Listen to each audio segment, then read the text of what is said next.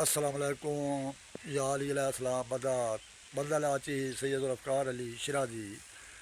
मैं एक YouTube channel बनाया या अली मदद। इस दे उत्ते सिर्फ मुहम्मद वाले मुहम्मद दी फजीलत बयान की वैंदी ते काफ़ी मोमेन मैं लाइक भी कर रहे हैं, मेरी वीडियो भी देख रहे हैं।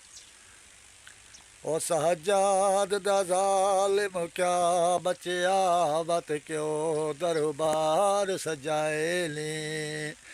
सहजाद दा ज़ालिम क्या बचया वत क्यों दरबार सजाए ले। हो सहजाद दा ज़ालिम क्या बचया वत क्यों दरबार सजाए ले।